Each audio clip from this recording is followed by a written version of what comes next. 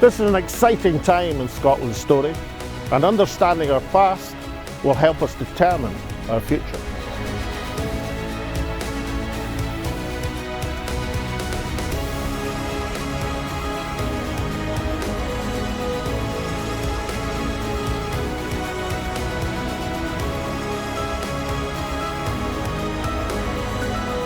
And when Scotland's voice is heard, it charts the way forward.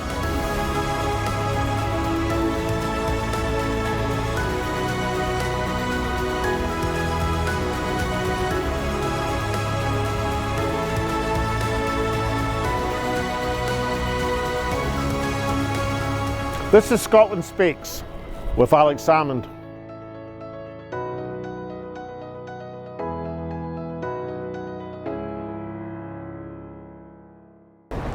Welcome to Scotland Speaks with Salmond in the beautiful city of Edinburgh, the capital city of Scotland. And we are just across the road from the fruit market. We're about to start almost in just a few minutes. It's Holyrood magazine's event to celebrate 25 years of devolution and the inception of the Scottish Parliament. But never mind all that, they're going to show the football.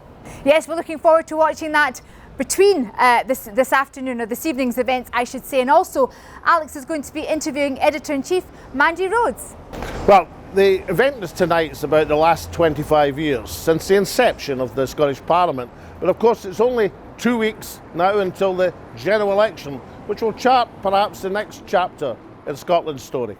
But more of that in a moment. First, we're going to head inside and hear what Alex had to say, followed by an interview with the wonderful Mandy Rhodes. And then we're going to watch the football. I think we all thought, Henry was in charge of the new processes of the Parliament. There was a genuine wish to do things differently. There was great hopes invested in the committee system. In fact, what we've had in the committee system is that Westminster's actually overtaken the Scottish Parliament. And has actually got a much better committee system than they had 25 years ago, and the Scottish Parliament one has been sort of frozen in aspic. Certain things worked out very well. I mean, there wasn't the great expenses scandal at Holyrood because George Reid, as presiding officer, introduced a system which was much better than the one at Westminster. So there was a determined effort to do things differently.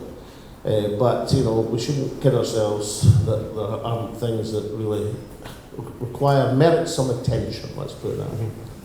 And the idea that people's careers should be at stake because they do something disastrously wrong is something which is not good in business, it's not good in life, and it's not good in politics. But there are certain things: arrogance, dismissive behaviour, entitlement. These are the things that turn people off politics, politicians, and governments. Any examples you can think of? Oh, there's innumerable examples. I'm not going to personify it, but I think look, the SNP were fortunate because when we came into government in 2007, we came in with a group of people. Most of them had been beaten in election after election after election with no expectation of success. Therefore, when they eventually did succeed and the SNP eventually won an election, for the first time in its history, not an individual election, but a national election, then, people were so enthused and grateful that the idea they'd actually done that. There was no room for any, self-serving entitlement or whatever.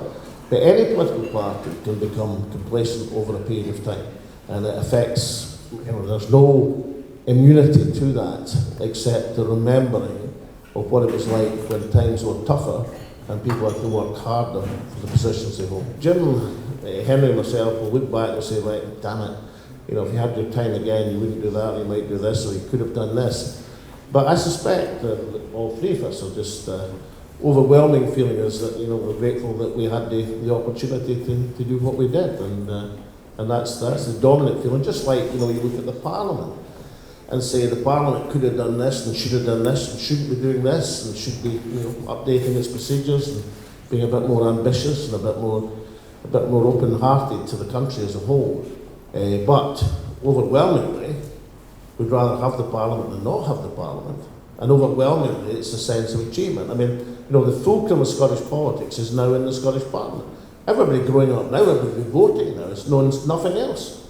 but the Scottish Parliament, and that is a remarkable thing, even in 25 years. I mean, 25 years old is really 25 years young, and that's the biggest thing. The biggest thing is the Parliament there that's growing, and people should have all of us, from our respective points of view, we want Scotland to think well of its Parliament. It's part of the pride of the country and part of the country's hopes.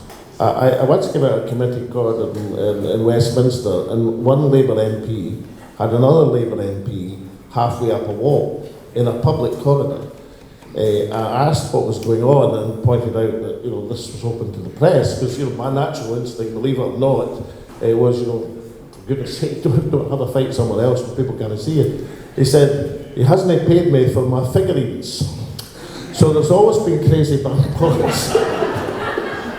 In terms of the handling of the self-identification and gender debates, well, the effective contrast is with equal marriage.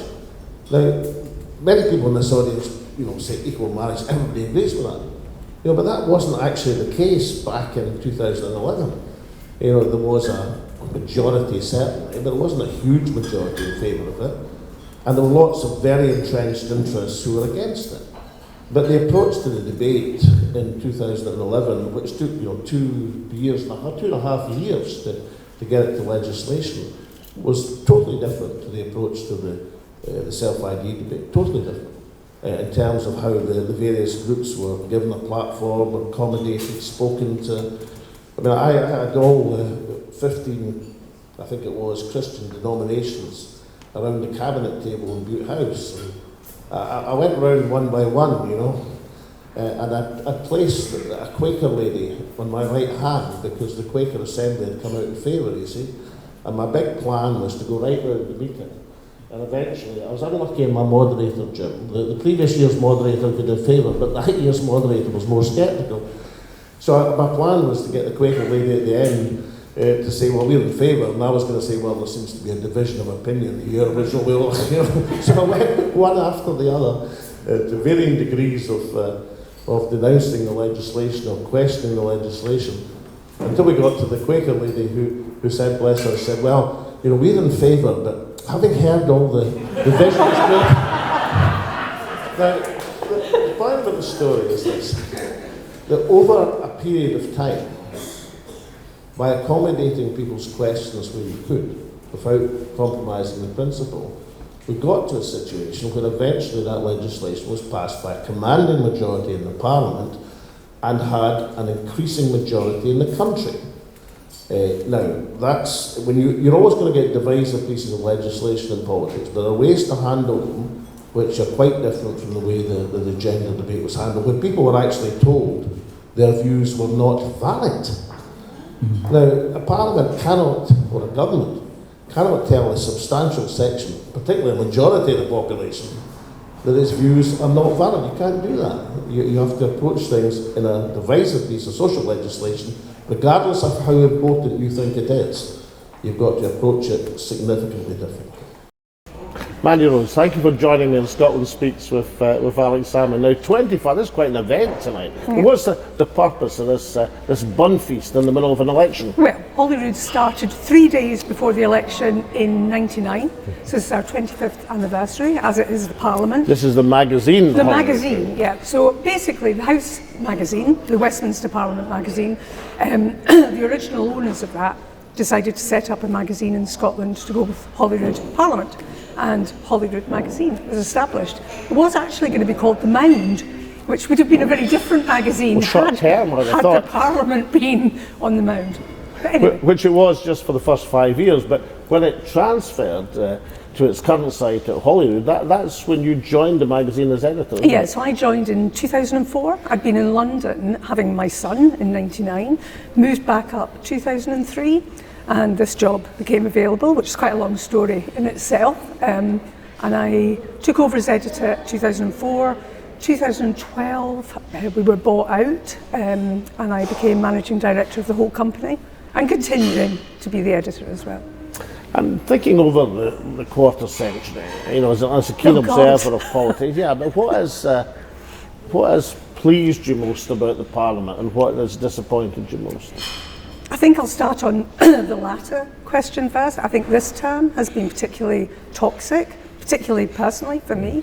I think in fact we've just done pieces with all you former First Ministers and you've all talked about that. This is what about not solely, but largely about the gender identification debate? It is, but I think it's also, this was a parliament that was formed during the pandemic, so a lot of new parliamentarians came in, didn't get a chance to mix properly with each other, didn't get that usual cross-party banter going, and I think that tribalism was set from the beginning, and then the sex and gender issue has caused unknown damage.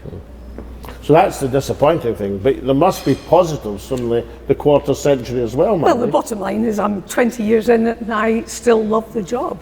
I'm still fascinated by politics, I love the people, I love everything about it, otherwise I wouldn't still be doing the job. So it still excites me. We've got an election, that excites me. Well, whatever achievements or lack of achievements in any one parliamentary term, but the Parliament has established itself as the forum for politics in Scotland, as the grand inquest of the nation, to quote Gladstone, believe it or not. So it has solidified its position. It has, and I guess I see that through the eyes of my son. So born in '97, he has known nothing other than Scottish Parliament. He's actually working at Westminster now, which is a bit of an irony. But yeah, I think the Scottish people accept the Parliament and see its powers. Best thing the Parliament's done? Well, I always want to be flip and say the macaroni cheese, but that's just rubbish, isn't it?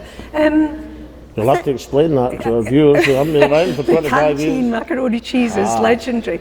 I think it's bred a whole new generation of politicians, and I would like to see a return to those politicians being a much more thinking, less tribal group of people. But I think that's its achievement. It's really rooted itself in Scotland. We know power sits there.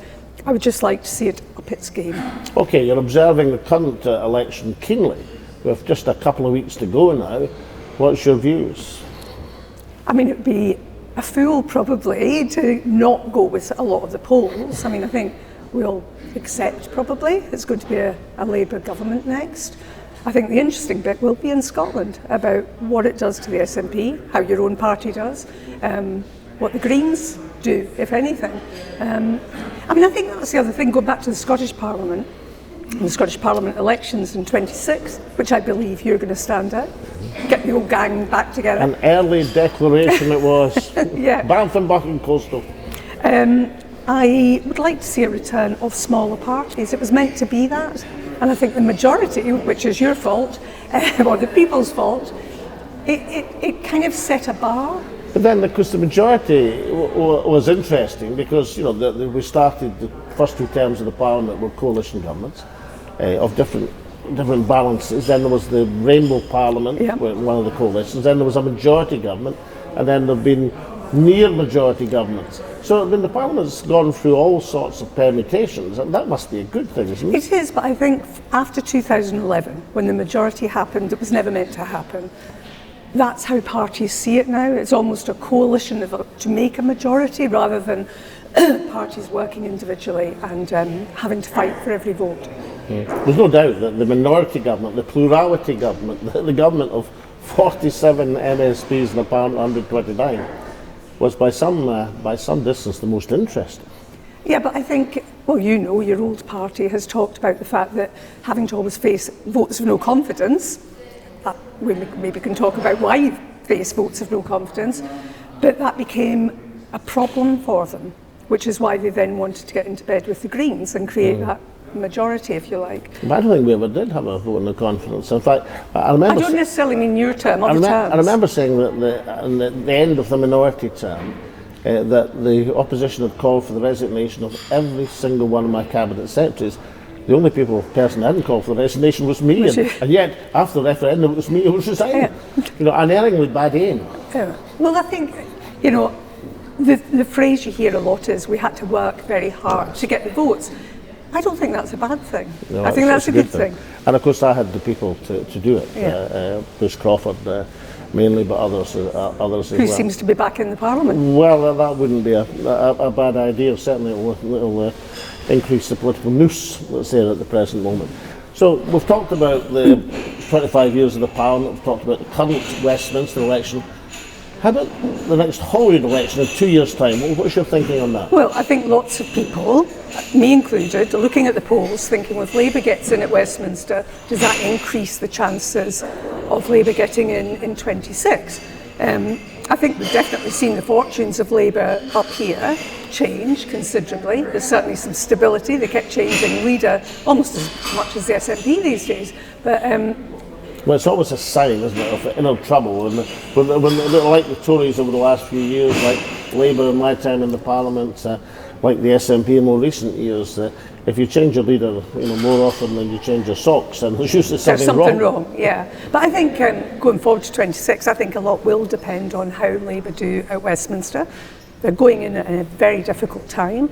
I don't know. I mean, it's all to play for. At the moment, Labour up here haven't had to do very much to get to back up to second position. I mean, it's bizarre.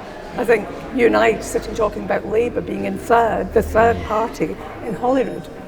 Yes, well, I do reflect on the fact that it took 25 years to dislodge the Labour Party from its position of preeminence, and it seems to have been handed back largely that position with no effort whatsoever. Well, but I think you also recognise how those huge majorities and that position can shift very quickly.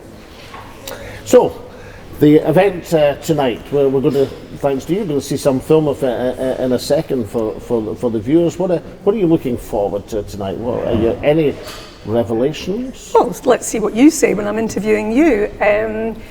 The football is on. We're also watching that. I thought there was no point in fighting against that, so we'll live stream it. I'm interviewing you, Jim Wallace and Henry McLeish as 3 former First Ministers, and then a panel of past and current ministers, just to see whether actually the unity exists rather than just the differences. Well, now, whatever happens over the next couple of years and beyond, Holyrood magazine will be there covering every move and every nook and cranny of Holyrood. I might not be there in 25 years' time, but we'll see. Mandy Rhodes, thank you so much for joining me in Scotland Speaks with Alex Salmond.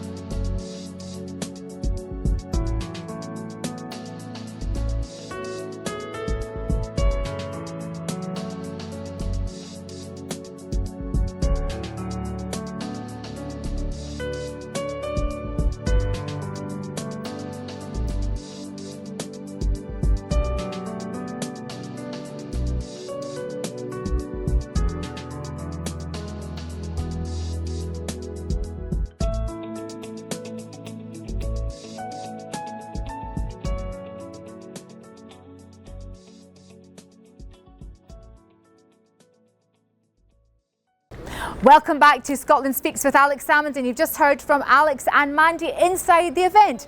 Now, last week we covered our campaigning in Grangemouth and indeed some of our wonderful, exceptional candidates who are campaigning in this election. Let's take a look back at last week's show on what our candidates had to say last week.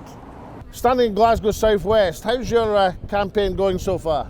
Yeah, absolutely cracking, and being proud of African Scout to be the first African Scout sent out by Alba Party shows how Scotland is welcoming to this country, and the campaign is going very well. It's amazing how I was able to galvanize and bring people together, and that's the spirit of diversity, and that's what we want to show for this campaign.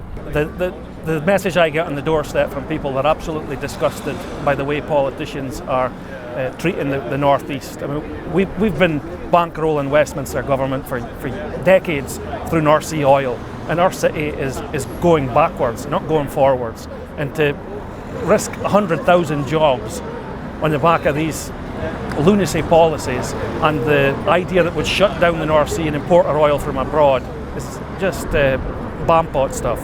True, you know, one thing that the other parties have done year after year, election after election, is ignore the very far north of Scotland. So we're going to get you there right up to Caithness, because the people up there, they matter too. Now, I've awarded you the prize for the best slogan of the campaign. So here's your chance. Look straight into that camera and tell the folk what your slogan is. My slogan is, if anyone can, Ghazi can. There you are. How could you not vote for that? I know, there you go. Now, you're a new Alapa candidate, but you're not inexperienced in politics, because I think you've had a background in local government in the City of Dundee. I did, yes. I was a councillor there for 15 years in the Lochee ward of the city. And I'm really proud that some of the communities in the Lochee ward were amongst some of the highest yes voting communities in Scotland in 2014. If you live in Dundee Central on July the 4th, put your cross next to Ross. You Vote see, Alapa. Alapa has the best slogans and the best lines for Scotland. And when you were at the launch the other week in Glasgow and you saw that array of very diverse candidates, you among them, of course, did your heart beat a wee bit faster? Did you get the whiff of battle smoke? Absolutely, like it was a fantastic event, and that's what we commented about afterwards, was the energy in the room. There was just such a good energy, and people were like ready to get out there and start campaigning, and I think that's what's been missing for so long. There's been nothing to grasp onto, there's been nothing to fight for or work towards, and that's re-energised now.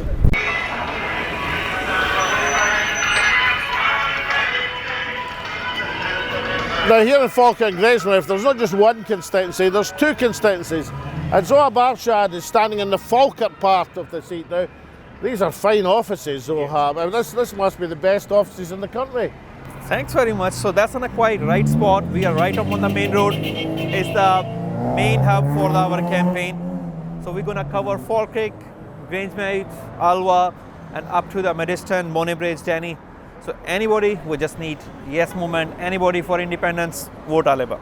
I was coming this morning from the Bowness direction, and you get a full idea of the full extent of the Grangemouth complex. And the person I was with in the car said, how could they possibly be seriously thinking of closing down an industrial facility of this scale? It's extraordinary, isn't it? It's deindustrialisation. We've seen it in other walks of life in Scotland, in coal and steel. This is not just removing a refinery. The knock-on effect will damage plastics.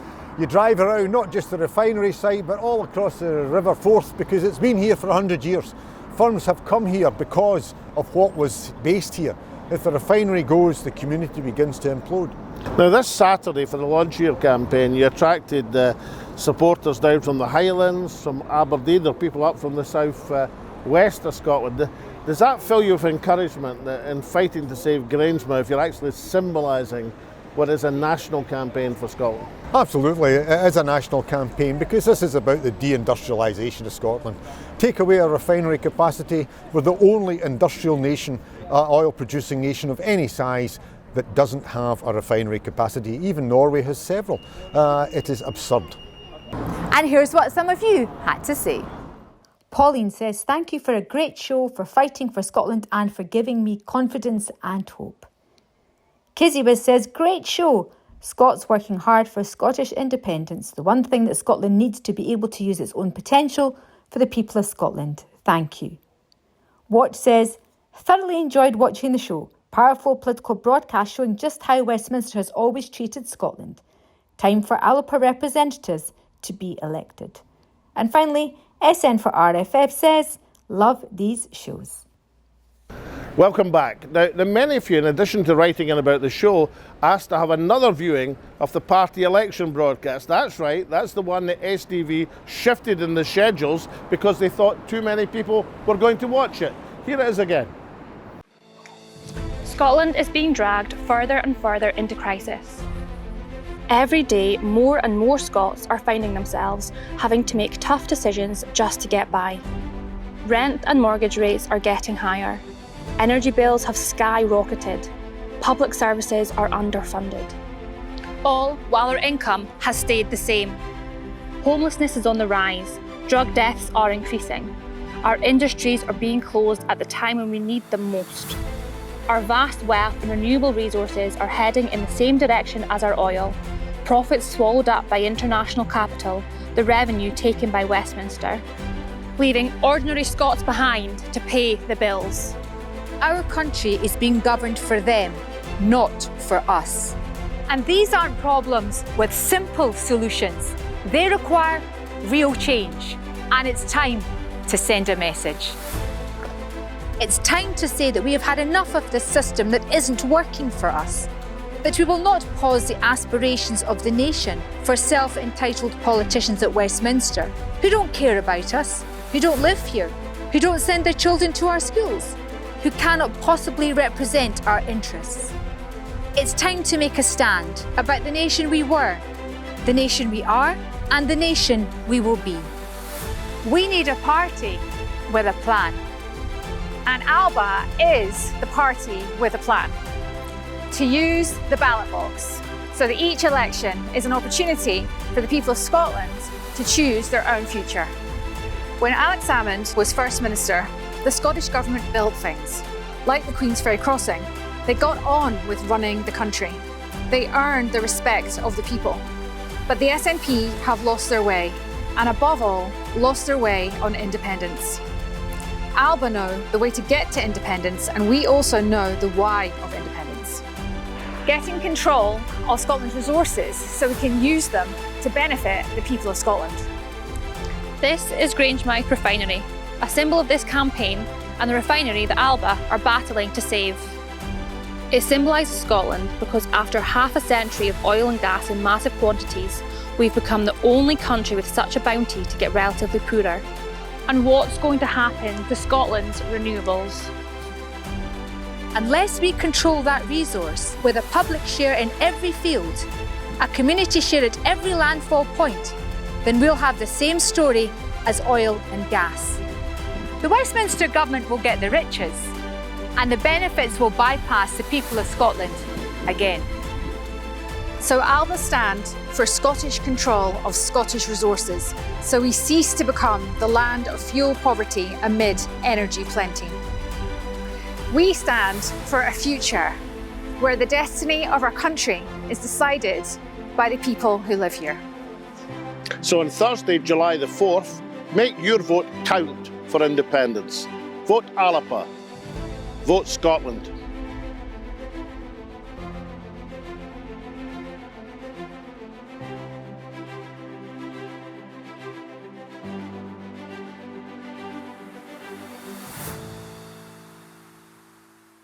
And now, as you know, the election is but just a couple of weeks away, and Alba's fielding 19 of our own candidates and supporting, of course, Angus Brennan McNeill in the Healing year.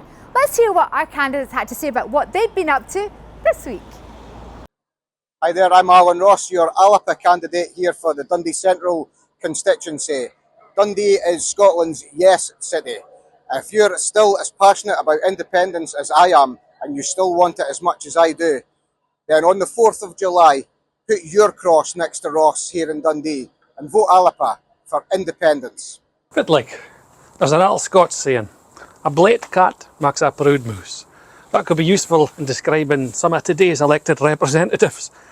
But in the last 5 years, child hunger has risen 600% in Scotland. But you ken us, we can choose to write our own legacy, and it's people of independent mind who will shape our future. We have a vision of Scotland's unfolding story, and I know with Alba I'm helping to write it. So no matter what, Alba are writing a new chapter in Scotland's history. It's called Freedom and Justice, and you can be a part of it too. I've been campaigning here in Deans Livingston over the last couple of days, and I've been having some really interesting conversations on doorsteps. People are genuinely scunnered with their big parties who they feel are just taking their votes for granted. They're really open to change and open to looking at other parties to vote for. So if you want to make your vote count in this election on the 4th of July, you know what to do. Vote Debbie Ewan, vote Alba. Hi, I'm Dhruva Kumar, Alba Party, Glasgow South MP candidate. We are campaigning for independent Scotland. Scotland deserves Alba. Alba is the only party who is fighting for Scottish independence. we are the only party has put on the ballot paper, vote for Alba is a vote for Scottish independence. We are fighting to end the housing poverty, we are fighting to end the fuel poverty, and we are fighting for the women and children right. So vote Alba on 4th of July, get out of the house, because every vote for Alba is a vote for independence. This election is absolutely critical for the future of Scotland. Alba fully recognises the potential of Scotland as a free and independent country. The truth is, Scotland has all that it needs. A nation rich with plentiful resources to make us economically strong to stand on the world stage. And led by determined people with the energy and the resilience to make Scotland the best that it can be. We're the party for Scotland. So on July the 4th, vote for your Alba candidate in your constituency. I'm recording this message in sun-drenched Rutherglen, where earlier this week I met with WASPy women to hear about their call for fair and fast compensation for those women affected by the changes to the state pension age. Women who found that they had to work longer than they had anticipated just to receive their entitlements. I assured them that if elected as an Alba MP, I would work with them to make that compensation a reality. Elsewhere across the constituency, I'm finding that support for independence remains high, and Alba's idea that independence should be delivered through a national election rather than going cap in hand to Westminster is one that is cutting through. Hi there, I'm Lynn Lyon. I'm the candidate for Edinburgh South. I was born in the constituency and I live in the constituency and I know it very well. This constituency is really important to my heart. I want to get good outcomes for the residents, which involves what I do actually in my work at present. I work for Ash Regan. Yes, I've known Lynn for many years and I know she's extremely committed to the area that she lives in. And we are asking people to vote Alba if they are concerned about women's rights, if they're concerned about child safeguarding, because we are absolutely uncompromising on those things. We are also advocating for competence across the whole of government, and that would include putting together, for instance, a rescue package to make sure that we save Scotland's only oil refinery, which is Grangemouth. And crucially, we are the only party that has a serious plan for independence, and we are putting independence on the ballot paper. Vote for Alba, vote Lynn Lyon, vote independence. Here in the Yes Borough of Maryhill, making the argument that we need independence to raise up working people through taking control of our common treasury, build 125,000 public homes. This is an area where the housing and homelessness emergency is most keenly felt. It's also an area where the SNP and Green administration have saw fit to destroy social housing and attempt to sell off public land to make way for expensive private developments. That's not what we need in Maryhill. It's not what we need in Glasgow North. What we need is independence. This country will achieve independence through civic demand through a plebiscite election, and that is the message that Alba is positively putting out. Asking permission from Westminster from us English will never ever work. So every election has to be a plebiscite for independence, and the people of Scotland will decide in 2026, yes for independence. Today the campaign trail takes us to John O'Groats, right in the far north of our massive constituency. As we've covered the constituency from north to south, east to west, we've been getting a great reception. You know, Alba is the party to vote for Scottish independence. Our message is crystal clear on that, and we've seen lots of people who feel that the push for independence hasn't had the force that it's required, and they're great to have a party to vote for that's putting independence right there on the ballot paper. And of course, we're the first party to develop the Highland Manifesto, just dealing with the issues of the Highlands.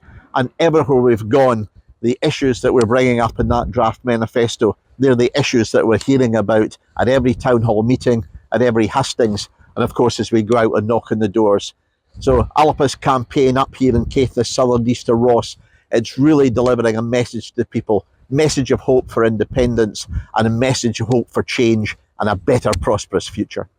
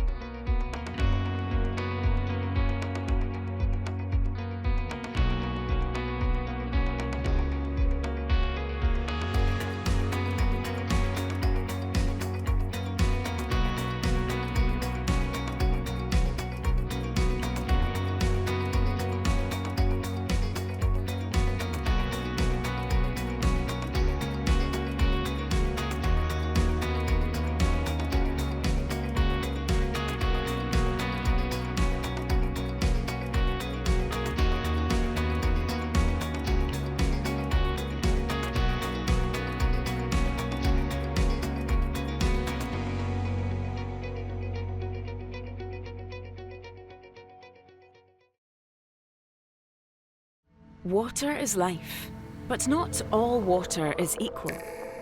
Our water ionizer restructures and alkalizes water for optimum hydration and detoxification, recreating the planet's ultimate water sources, found in lightning-struck lakes and newly melted icebergs.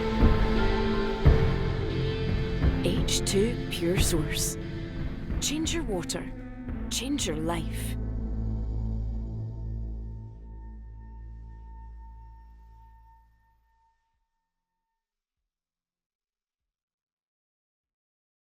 Well, it's almost the end of the show, but it's only half time in the debate that's raging in the fruit market. We just had a session with myself, the former First Minister Henry McLeish, and Jim Wallace, who acted as First Minister when Donald Dewar was incapacitated, reminiscing about old times. At various points, I thought there was going to be the formation of a new political party, the OCA, the Old Codgers Alliance, which I've got no doubt, given the reception of the crowd, would sweep the country when the time came. But serious points made as well about the development of the Parliament and the mistakes the Parliament's made and some of the great achievements that it's made. On balance, the judgment would be almost wholly on the credit side, because in 25 years the Parliament's established itself as the fulcrum of the nation, the place where Scottish politics takes place, the grand inquest of the nation, as a Liberal politician once said. So that's been the achievement of the Parliament. Difficult for people to imagine political life in Scotland without Holyrood now. Very difficult to imagine indeed. Therefore, when we see the drawbacks and the criticisms and the various things that have gone wrong, remember the most important thing about a Scottish Parliament: it exists and it's developing. It's 25 years old, but in many ways it's 25 years young. And every person who's got the privilege to enter that Parliament at any time should remember that they're there to make the nation proud. So as they can look at the Parliament and say that Parliament is acting in our interests.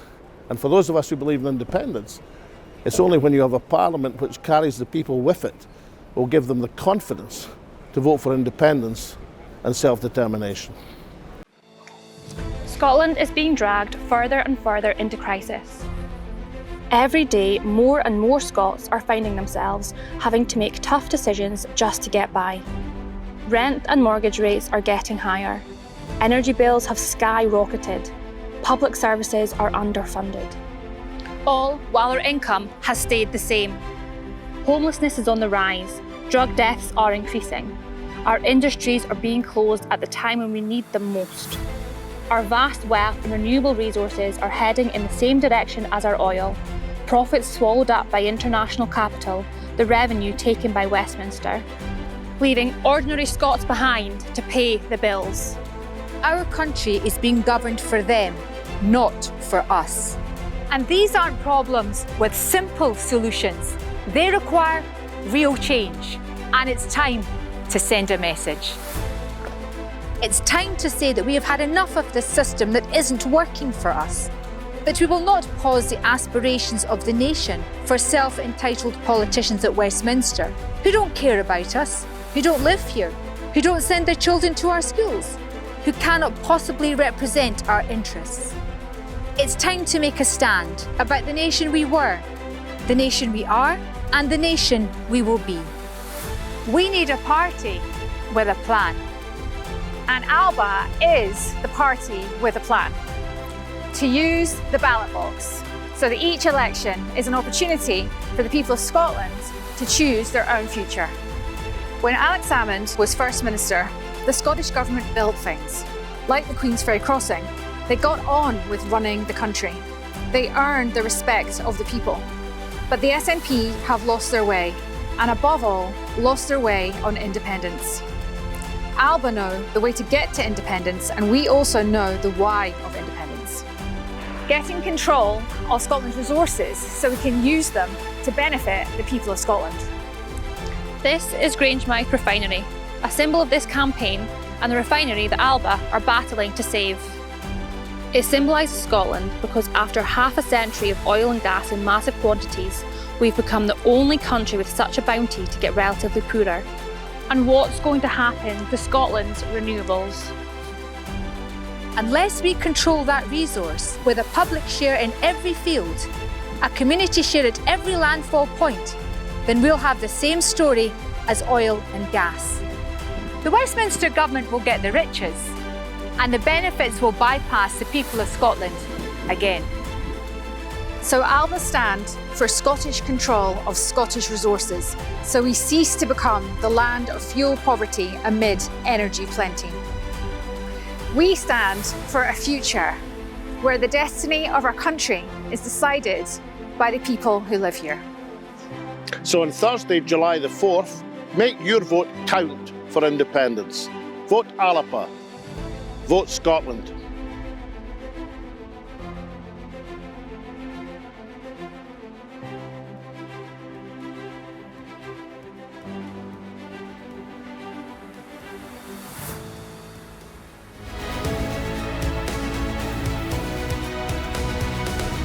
This is an exciting time in Scotland's story, and understanding our past will help us determine our future.